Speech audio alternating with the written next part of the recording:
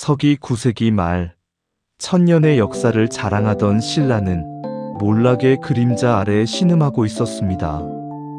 경주를 감싸던 화려한 불빛은 왕실의 사치와 향락으로 퇴색되었고, 지방은 중앙의 통제력을 잃은 채 호족이라 불리는 독자적인 세력들이 난립했습니다. 백성들은 굶주림과 억압에 시달리며 깊은 절망 속에서 몸부림쳤으니 그들의 눈에는 더 이상 신라라는 이름이 희망이 아니었습니다. 그리고 이 검은 태양의 시대, 좌절과 분노 속에서 두 개의 칼날이 거침없이 솟아올랐으니, 한 명은 가난한 농민의 아들로 태어나 무용 하나로 천하를 움켜쥔 견훤이었고, 다른 한 명은 왕자의 피를 가지고 태어났으나 비운의 눈을 가진 궁예였습니다. 그들은 각자의 야망과 칼날을 들고 새로운 세상을 꿈꾸며 일어섰고, 무너져가는 신라의 황혼 속에 후삼국 시대라는 격동의 장을 열었습니다. 오늘 우리는 건국신화, 호족의 시대 칼을 든 왕건, 새로운 천하를 열 따의 첫 번째 막을 올리며 후삼국 시대의 서막을 연 두 영웅, 견훤과 궁예의 거친 삶과 뜨거운 야망, 그리고 역사의 흐름 속에서 서서히 존재감을 드러내기 시작한 젊은 왕건의 운명적 만남을 추적합니다. 고려 왕조의 태동을 알리는 스릴과 박진감 넘치는 대서사가 지금 시작됩니다. 서기 9세기, 천년의 역사를 자랑하던 신라는 멸망의 길을 걷고 있었습니다. 수도 경주는 화려한 귀족들의 사치와 향락으로 물들었지만, 지방은 흉년과 질병, 그리고 중앙정부의 수탈로 신음하고 있었습니다. 왕권은 약화되고 호족이라 불리는 지방 세력들이 독자적인 군사력과 경제력을 바탕으로 자신들의 영역을 구축하며 난립하기 시작했습니다. 더 이상 왕실은 백성들의 고통을 보살필 능력도 의지도 없었습니다. 민심은 극도로 흉흉해졌고, 새로운 시대를 갈망하는 목소리가 높아지고 있었습니다. 이러한 혼란의 시기에 가장 먼저 봉기하여 이름을 떨친 인물은 바로 견훤이었습니다. 견훤은 상주 가은현의 농민 출신으로 알려져 있습니다. 그의 집안은 군인 집안이었고, 스스로도 신라의 군인이 되어 백제, 유민이 많았던 서남해안 일대의 해상방어 전선에서 공을 세우며 출세했습니다. 그는 탁월한 무예와 통솔력, 그리고 웅변수를 바탕으로 사람들의 신망을 얻었습니다. 견훤은 신라는 이미 쇠락하여 군웅들이 할거하는 시대라며 892년 무진주, 현 광주를 거점으로 봉기했습니다. 그는 백제 유민들의 염원이었던 옛 백제의 부흥을 내걸고 세력을 규합했고, 백성들은 쇠락한 신라 대신 그에게 희망을 걸었습니다. 900년 견훤은 마침내 완산주, 현 전주의 도읍을 정하고 후백제를 건국하며 스스로 왕위에 올랐습니다. 불과 8년 만에 일궈낸 놀라운 성취였습니다. 후백제는 옛 백제의 영토를 대부분 회복하며 신라를 위협하는 강력한 세력으로 떠올랐습니다. 견훤과 더불어 후삼국 시대의 또 다른 한 축을 담당한 인물은 바로 궁예였습니다. 그는 신라 47대 헌안왕 또는 48대 경문왕의 서자라는 설이 유력하지만, 정확한 출생의 비밀은 미궁에 빠져 있습니다. 태어날 때 오색영롱한 빛을 발하자 간신히 불길한 징조라며 던져버려 한쪽 눈을 잃었다는 비운의 전설을 가지고 있습니다.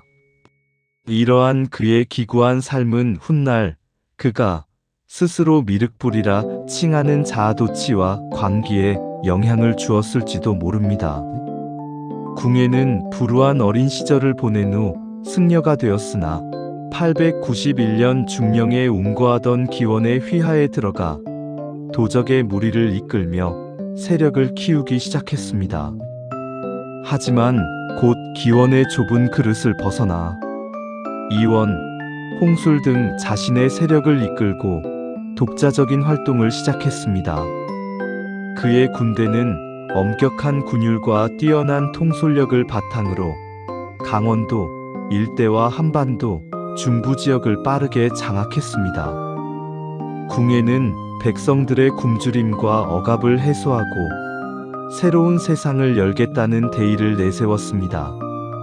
901년 그는 송악, 현 개성을 수도로 삼고 후고구려를 건국하며 스스로 왕위에 올랐습니다.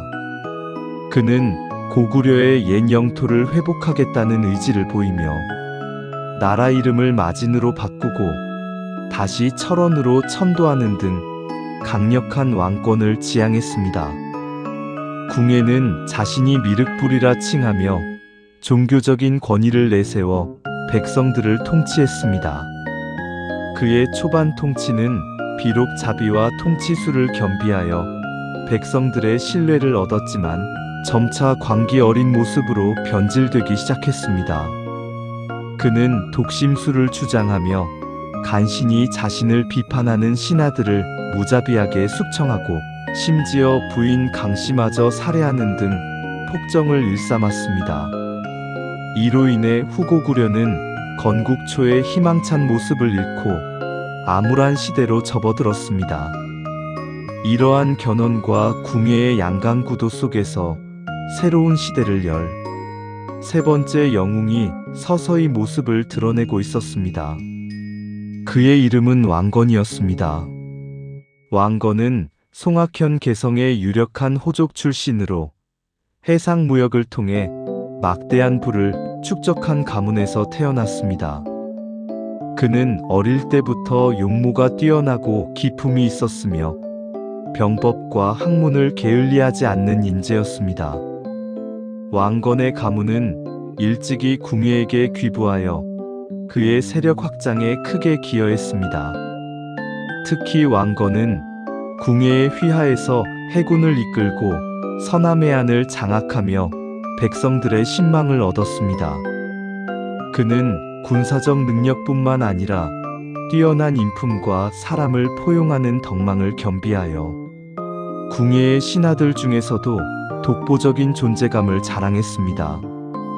그는 아직 왕이 될 운명을 알지 못했지만 주변 사람들은 그에게서 범상치 않은 기운을 감지했습니다. 후삼국 시대의 서막은 이처럼 두 영웅, 견훤과 궁예의 화려한 등장과 함께 열렸습니다. 불굴의 투지로 새로운 나라를 세운 견훤과 비운의 왕자로 태어나 광기에 휩싸였던 궁예, 그리고 그들 사이에서 조용히 자신의 힘을 키우며 시대를 관망하던 젊은 왕건.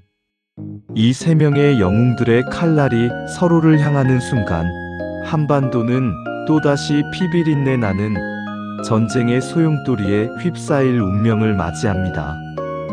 천년왕국 신라가 저물어가는 검은 태양 아래 세 개의 칼날이 충돌하며 새로운 천하를 열기 위한 격동의 역사가 시작되고 있었습니다.